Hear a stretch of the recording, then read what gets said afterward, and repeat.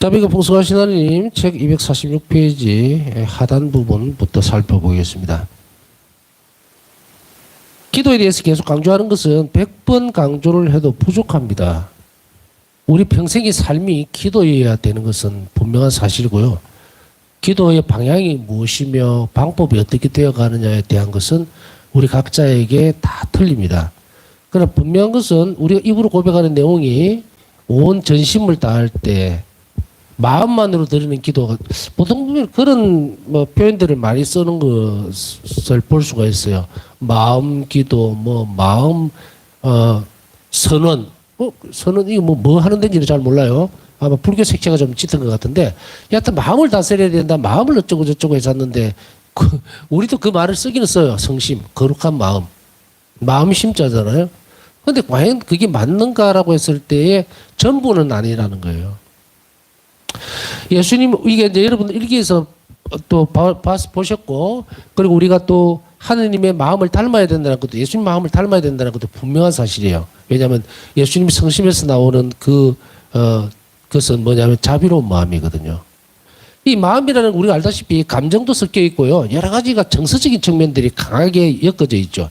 그래서 우리가 로봇같이 툭툭 이렇게 되는 게 아니거든요. 그러나 이 마음이 우리가 감정, 정서 이런 걸 포함하는 것이 불쌍하게 여기게 되고 또 저 사람 참 안 됐다라고 움직일 때 우리 마음이 움직인다 그러죠, 마음이. 근데 사실은 마음이 움직이는 그게 전부인가? 예수님 성심에서 나오는 부분들을 보면은 예수님 성심이다 했을 때는 어떤 측면들이 강하느냐면 공생활 하시던, 다시 말하면 이 땅에서 지상에서 활동하시던 예수님 모습을 우리는 인성적인 부분에서 빨리 받아들이게 되죠. 신성을 지니신 그리스도, 전에 예수 그리스도 할 때 인성과 신성이라 말을 했는데, 그리스도이신 예수님, 하느님, 아들, 성자 이위신 그 성자 안에서, 신성 안에서는 사실은 마음이라는 것을 우리가 잘 쓰지를 않게 되죠. 초월적이고 그리고 완전한 분, 신적인 존재, 이렇게. 근데 마음이라고 하면 인성을 지니신 예수 그리스도를 먼저 떠올리게 됩니다. 그럼 예수님 마음은 우리가 어디에서 배워야 됩니까? 자비로운 마음으로 배워야 되겠죠. 그러나 이 자비로운 마음에서 예수님은 무슨 말씀하시고 하냐면, 내 자비는 가장 10년, 알죠? 10년이 뭔지. 가장 깊은 곳에, 당신 속성 중에서 가장 깊은 곳에서 올라온다는 거예요. 그러니까 최고의 가치를 지니는 게 자비거든요. 그러면은 그것 또한 우리는 어디에서 나와야 될까? 그래서 우리는 마음으로 드리는 기도가 아니고 영혼으로 드리는 기도여야 된다는 것을 여러분도 눈치채시죠. 영혼은 예수님께서 머무실 수 있는 곳이고, 내하고의 관계, 일치를 이룰 수 있는 것은 마음에서 일치가 이루어지는 것이 아니라 영혼 안에서 일치가 이루어져요. 그래서 성체성사로 오시는 예수님은 우리 마음 안에 거하시는 게 아니라 영혼이라는 곳에 머무르신다고. 그래서 우리는 마음, 정신, 여러 가지, 우리 마음은 수도 없이 많이 바뀝니다. 정서적인 측면을 강하게 가지고 있기 때문에 기분 나빠. 원래 마음 별로 안 좋아. 심란해. 이거 어디서 움직입니까? 전부 정서적인 측면에서 움직이죠.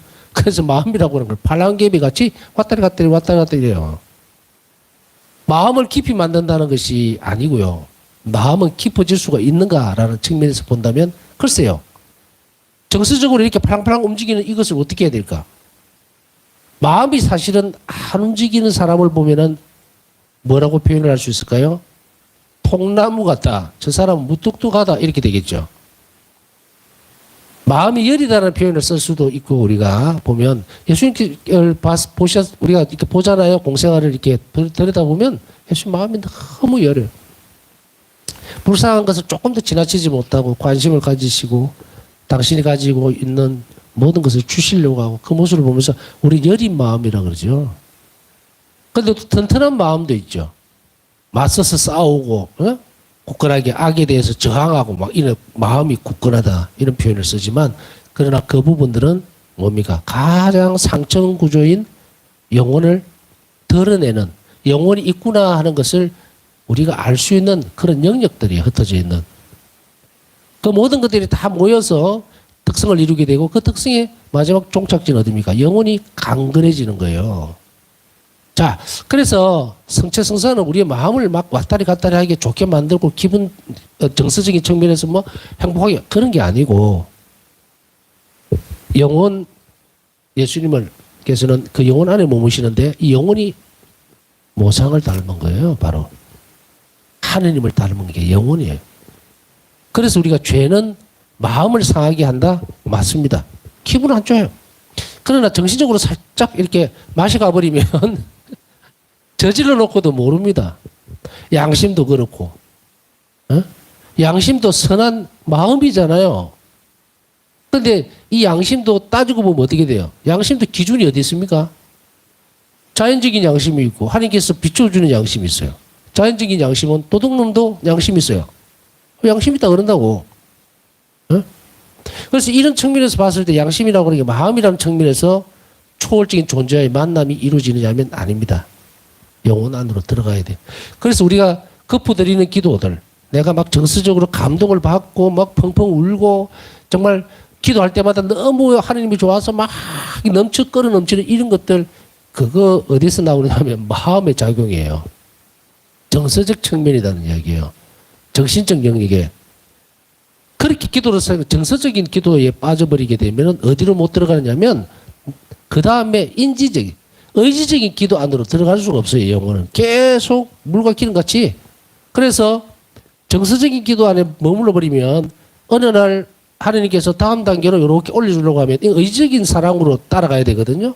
근데 이 의지로 딱 올라가려니까 정서에 감정적인 부분, 정서적인 측면에만 계속 머물러서 기도를 하다 보니까 마음의 기도니 무슨 기도니 거기에만 머물리다 보니까 이제 메마른 상태가 되어버리면 어떻게 됩니까? 하나님께 대한 불신이 생기게 되겠죠. 아, 요즘 말이야 내가 기도하는데 뭐 느낌도 없고 하나님이 떠나셨나 봐.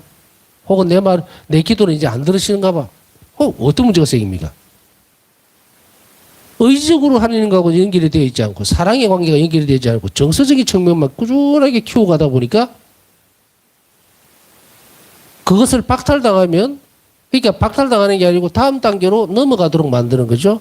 그러니까 국민학교 우리가 예를 들어서 아이들이 놀 때는 처음에는 그 수준에 맞는, 어린아이일 때는 장난감이라든지 뭐 부모님들이니까 다 아시겠죠. 부모님들.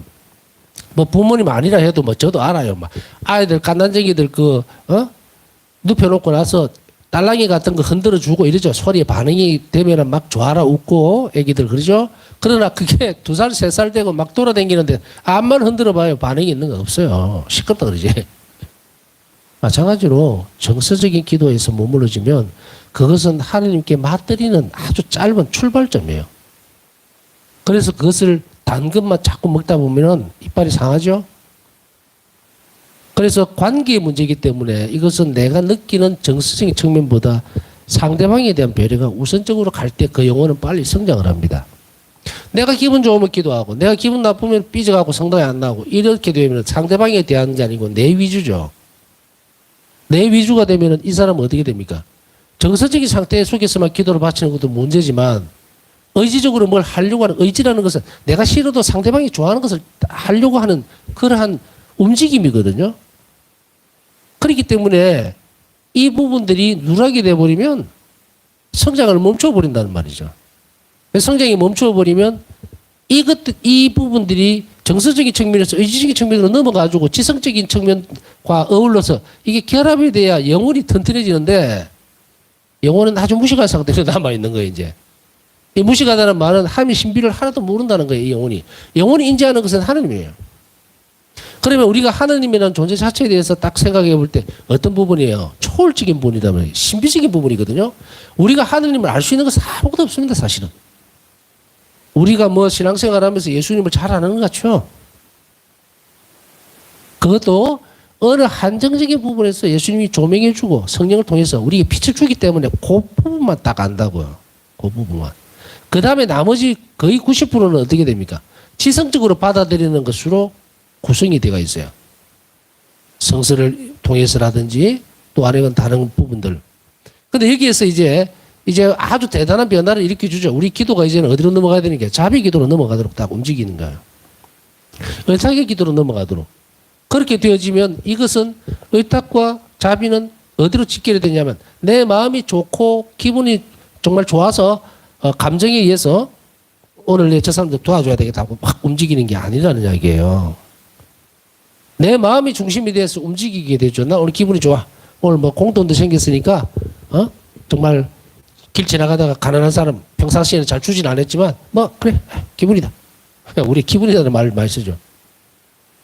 어떻게 되어집니까? 내 중심으로 움직여 버리죠. 그런 건 아무 소용이 없어요. 의지적으로 움직이는 사람은 또 사랑을 바탕으로 하기 때문에 하느님께 대한 사랑 때문에 예수님께서도 저 사람에게 큰 자비를 베풀 수 있겠다라고 해서 내가 그 사람에게 필요한 것을 주기 시작할 때 통로 역할을 한다고 그랬죠. 이런 기도로 넘어갈 때에 그래 결국은 영원히 하느님을 예찬하고 바라다 봐야 돼요. 그것은 내가 그러면 온 영혼을 다해서 기도하라고 할 때에 어떻게 합니까? 내가 내 영혼의 존재에 대해서 충분한 인식할 필요가 있겠죠. 인식할 필요가 있다는 것은 내가 내 영혼에 대해서 깨달았다. 이렇게 됩니까? 아닙니까? 깨닫는 것이 아니죠. 그냥 쑥 스며드는 거거든요. 그러면 그 영혼의 존재가 내 영혼의 존재가 드러나기 위해서 우리는 뭘 해야 됩니까? 의식적이거나 혹은 이런 아까 얘기했던 정서적인 측면에 마음에 움직이는 이런 여러 가지 것들에 대한 기도 생활로는 영혼이 성장하지를 못한다 그랬죠. 그러면 안 움직입니다. 왜냐하면 영혼의 작용 중에서 가장 밑바닥에 있는 것을 움직이기 때문에. 그러면 자 쉽게 얘기하면 우리가 성모님께서는 영혼으로 노래를 하셨죠.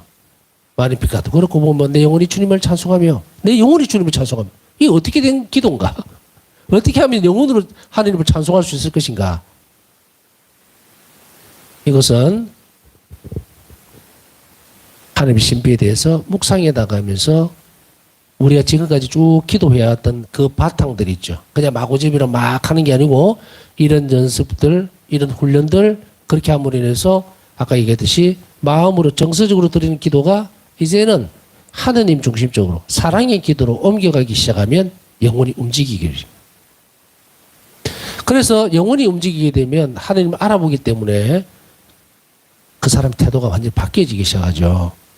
그러면 처음에 어떻게 하는 것이 옳은가? 그럼 영혼으로 드리는 기도를 어디서 배울 수 있는가? 여러분들 지금 쭉 배워온 거예요.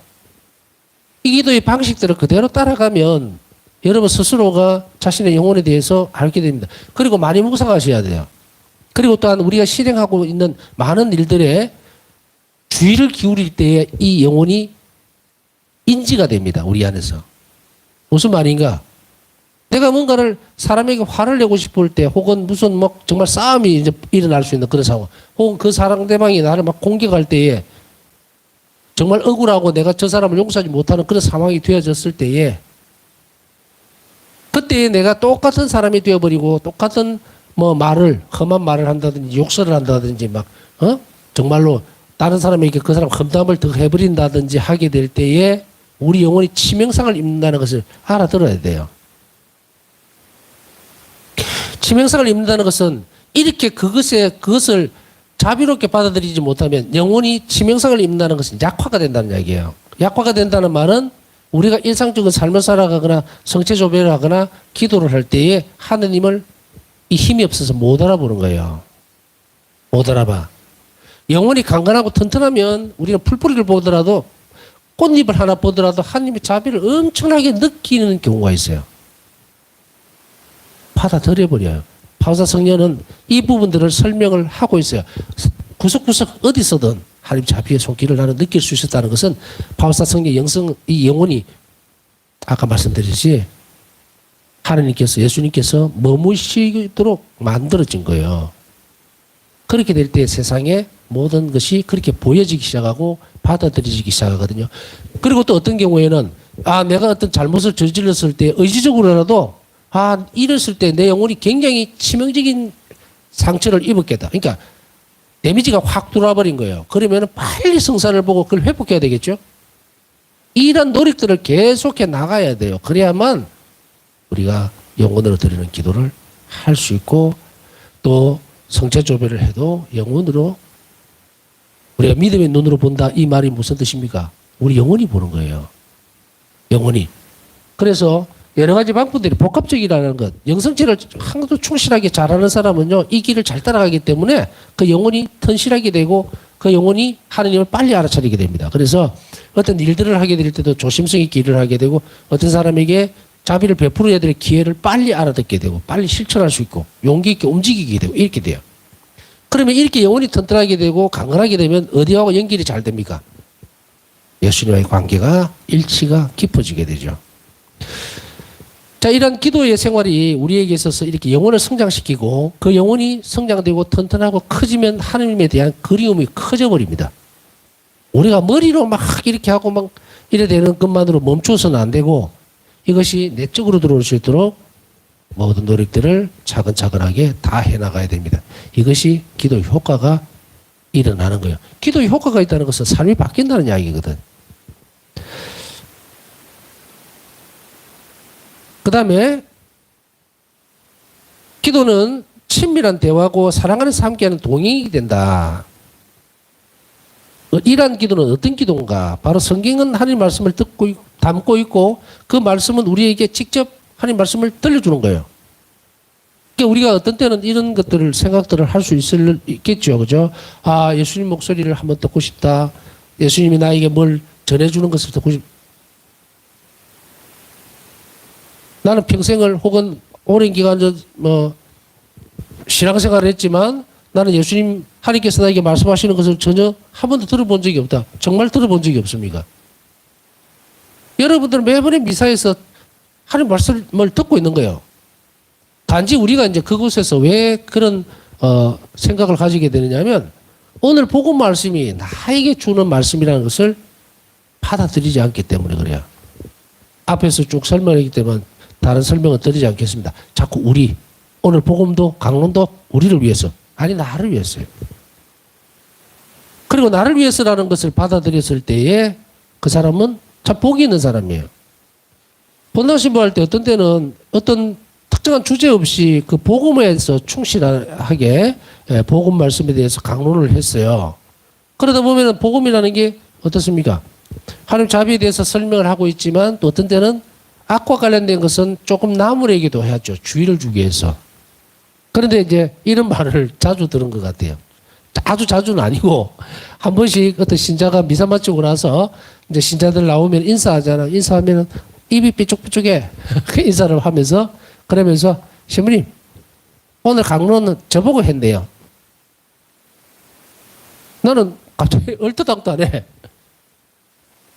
내가 그 사람의 사정을 보고 뭘 알고 얘기를 하겠어요. 그 사람을. 공개적으로 하는 건데. 그럴 때는 그냥 웃으면서 그래요. 나는 그런 생각 안 했는데 이렇게 하고 넘어가지만 속으로는 깜짝깜짝 놀랍니다. 아, 복음은 참 정말 칼날같이 날아가는구나. 에? 안 걸리는 데가 없구나. 그러나 그것이 돌아왔을 때에 조금 아프다 하더라도 얼마나 복이 있는 사람입니까? 자기가 그걸 알아들었으니 나를 위해서 이렇게 말씀을 하고 계신다는 것을. 그런데도 사람들은 자기가 싫어하는 부분을 건드리면 어떻게 됩니까? 반발을 해버리. 이 사람은 참 좋은 선물을 받고도 그냥 땅바닥에 내버리고 가는구나. 바로 이런 측면에서 살펴본다면 하나님 말씀을 가지고서 기도를 하고 혹은 그것에 대해서 묵상하는 것은 대단히 좋습니다.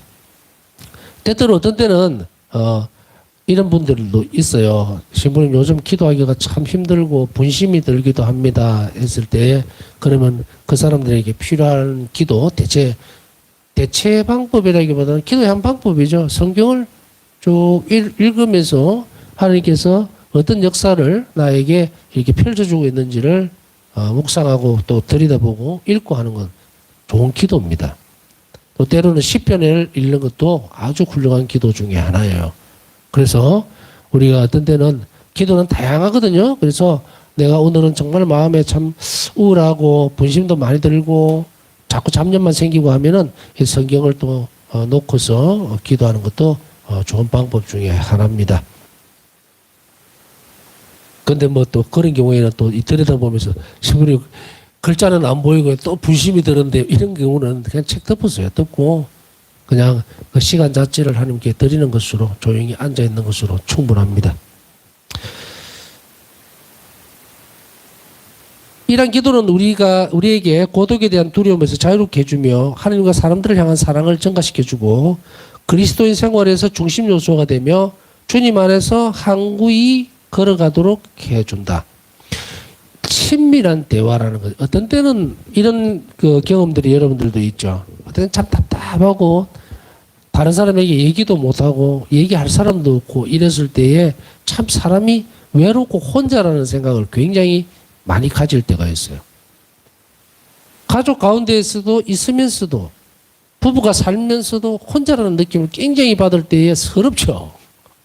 어디 뭐 정말 속 시원하게 누구한테 얘기라도 좀 해보고 싶고 막 위로도 받고 싶고 이런데 대상이 아무것도 없다라는 생각을 가지는 것, 그게 과연 옳을까? 모르겠어요.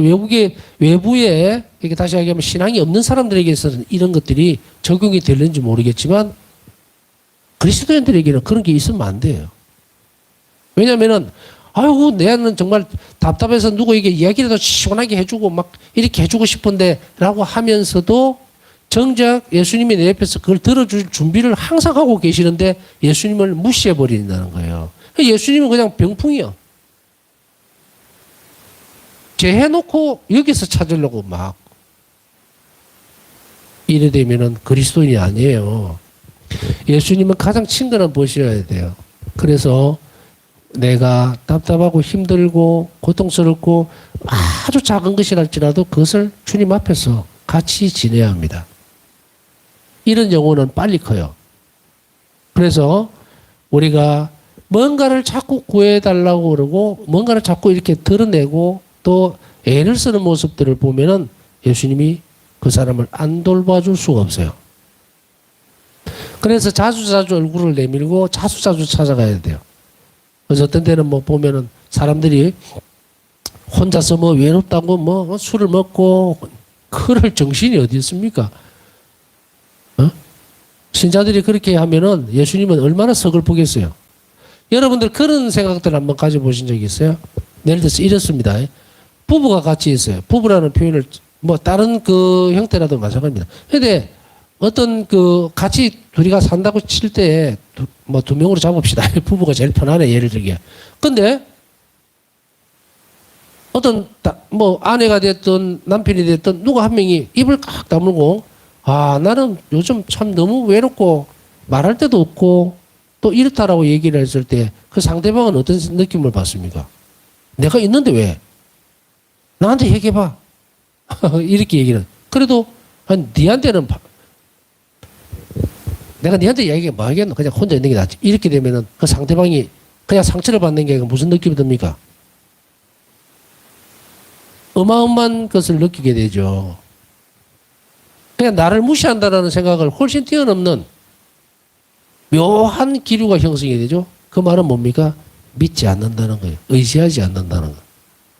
만일에 예수님께 우리가 가지를 않고 내가 혼자서 어떤 문제를 해결해 나갈 때에 하느님은 어떤 부분이 되겠습니까? 나를 필요로 하지 않을 때 그게 뭐라 그랬어요? 사랑의 배신입니다. 나에게 오지 않으면 죽는 존재라는 것을 하나님은 너무도 잘 알고 있는데 그럼에도 불구하고 의지하지 않을 때 그때 단순하게 예수님은 모욕감을 느끼는 것인가? 그게 아니죠. 뼈가 깎여 나가죠. 그렇게 나에게 의지하라고 목숨을 내줬는데 쳐다도 보지 않을 때 그때 그 안에 일어날 수 있는 것들 여러분 상상이 갑니까? 이런저런 핑계로 우리가 예수님을 청하지 않을 때 예수님 안에 있으면서도 행복하다고 느끼지 않을 때 그때는 무너지죠. 부부가 같이 살면서 나는 뭐 정말 불행하고 말이야 뭐 이런 얘기를 하면 상대방은 어떻게 생각하겠어요? 자신 존재감이 없어져 버리죠. 네? 그러면 그런 이야기가 있죠. 그러면서 뭐하러 같이 사는데? 나가 살아라, 네 혼자서. 자기 존재에 대해서 아무 가치가 없다고 평가절하를 해버릴 때, 필요 없다고 느끼게 될 때, 의지하지 않을 때, 그때 관계가 끊어져 버리죠, 그죠? 끊어져 버린다. 예수님하고 나하고의 관계는 그렇게 되어지면 절대로 안 된다. 그렇기 때문에 그리스도의 생활 안에서 중심 요소가 된다는 것은 이겁니다. 만일에 내가 혼자 어떤 삶을 살아가면서 예수님을 두고도 내가 외롭다고 느낀다면 물론 인간적으로는 그럴 수가 있지만 그게 너무 깊이 가면 안 돼요. 깊이 가면 안 돼. 저는 혼자서 사는 시간들을 참 많이 보냈습니다. 특수사목 하면서 공수에서도 9년 동안 있었고 또 신자들하고의 뭐 만남 뭐 특수사목 할 때 교정사목 할 때도 교정사목도 그 6년 동안 뭐 사람 만남이 거대 일주일에 한 번 정도 교도소 갔다 오고 봉사자들 모임이고 그 외에는 그냥 혼자 있는 거예요. 그렇다고 뭐 술을 좋아해갖고 뭐 술 마시러 막 돌아다니는 것도 아니고 그럼에도 불구하고 바빠요. 뭔가. 그렇기 때문에 이런 부분들에 있어서 어떤 때는 내가 혼자 요즘 여기 왔을 때도 밤에 이제 이렇게 산책을 어둑어둑할 때 움직이면 내 혼자네 이 산 안에 그렇다 하더라도 뭐 외롭다 뭐 이런 혼자네라는 건 알지만 그런 생각을 가질 여유가 없어요. 제 얘기를 잠깐 하지만 그러기 위해서는 많은 연습을 해야 돼요. 하느님이 내 곁에 계시고 또 필요하다면 내가 혼자구나라고 느낄 때는 또 성당에 와서 앉아있고 정체조배하고 기도하고 그게 일상적인 부분들로 녹아 들어가야 됩니다. 저도 노력을 하는 거예요. 노력을. 많은 시간 중에서 선택할 수 있는 것들은 여러분들이 할 수 있습니다. 그러나 최상의 것들은 선택을 하세요. 저도 뭐 여기 있으면서 밤 되면 어디 뭐 밤이 아니고 뭐 낮에라도 어디 놀러 가고 이럴 수도 있죠. 내가 무슨 산속에 들어가 있는 것도 아니고. 그러나 그 중에서 만약에 선택할 수 있다면은 예수님 곁에 있는 시간을 선택하는 것이 또 더 많은 시간을 드리는 것이 지금은 더 맞지 않겠나 그런 이제 생각으로 노력을 하는 중이죠. 그러니까 여러분들에게 다 권고를 하는 겁니다. 나는 안 하면서 뭐 여러분들 하세요 이렇게 하는 거는 절대로 없고 같이 그랬을 때에 어떤 행복이 배가 된다는 것을 우리는 잘 알아들을 필요가 있겠죠. 자, 이러한 모습 안에서 사랑이 깊어지면 사랑 안에서 살기 때문에 외로움을 떠나서 그 사랑하는 대상을 두고 한 발짝 더 움직이려고 하지를 않습니다. 그래서 바울사 성녀도 어때요? 어디를 갔다가도 빨리 돌아옵니다. 집으로. 누굴 보고 싶어서 왔을까요? 예수님 성체 앞에 오려고. 이렇게 되기 위해서 많은 노력을 우리 또한 기울여야 되고 그 점이 우리에게 있어서 반드시 필요한 겁니다. 파우스타 수녀는 다음과 같이 적고 있다. 영혼이 어떤 상황에 처해 있을지라도 기도해야 한다. 밑줄이 아니고 이건 동그리만을 빽 꺼야 됩니다. 우리 영혼 안에 팍 각인시켜내야 되는 거예요. 어떤 영혼도 어떤 상황에 처해서도 반드시 기도해야 한다. 그렇지 않으면 그 아름다움을 잃을 것이다. 제가 앞에서 쭉 설명했죠. 영혼은 살아있는 존재예요. 나라고 나. 그런데 그 영혼을 아름답게 꾸며주는 것은 뭡니까? 그것은 기도예요. 기도는 하나님과 일치라 그랬죠. 그래야만 이 영혼이 아름답게 됩니다. 아름답게 될 때에 우리 영혼은 행복에 차는 거예요. 그렇기 때문에 주변에서 죄는 저지르지 말아야 되고 죄를 지었을 때는 즉시 빨리 은총을 회복해야 되고 하는 이것들을 노력을 병행해서 해야 된다는 이야기입니다. 순수함을 추구하고 이를 위해 노력하는 영혼은 기도해야 한다. 그렇지 않으면 결코 그것을 얻지 못할 것이다. 순수함을 추구하는 것은 하느님만을 영혼이 바라보는 것을 얘기합니다. 그렇기 때문에 이거 순수함은 순진함 뭐 이런 거 아닙니다. 순수함이에요. 우리 순수라는 거 알죠? 깨끗함. 그 영혼은 무슨 뭐 일을 할 때 어떤 부분에 있어서 뭐 도둑질을 안 하고 거짓말을 안 하고 욕설을 안 하고 뭐 단정하게 있고 이런 것을 얘기하는 것이 아니고 순수하게 된 영혼은 무엇만 생각하는가? 영혼이 예수님께만 향해요. 그리고 그 순수한 영혼은 예수님이 기뻐하실 일만 찾습니다. 또한 새롭게 변화된 영혼은 기도해야 한다. 그렇지 않으면 다시 넘어질 것이다. 새롭게 변화된 영혼이 뭡니까? 고해성사예요. 보고 나온 영혼. 즉시 기도해야 합니다. 어떤 사람은 보석으로 주고 묵주기도 못하나세요 이러면은 잊어버리고 안 했습니다 이래. 그리고 다음에 고해성사를 보러 왔을 때는 엉망진창이 돼 있어요. 막 보태지 가지고. 그렇기 때문에 기도는 즉시로, 보석은 즉시로라고 그랬죠. 그 다음에 죄 많은 영혼, 죄 가운데 던져진 영혼은 다시 일어나기 위해 기도해야 한다. 장탄식을 하라는 게 아닙니다. 자기가 죄가 많다는 상황을 알게 된 영혼은 두 가지 일로 빠질 위험이 있어요. 하나는 나락으로 떨어집니다. 누굽니까? 제가 계속 강조하잖아요. 유다스. 이 하느님을 얼마나 마지막까지 까버리고 가가. 하느님은 절대 내 죄를 용서하지 못할 것이야. 죽어버려야지. 멸망으로 가버렸죠.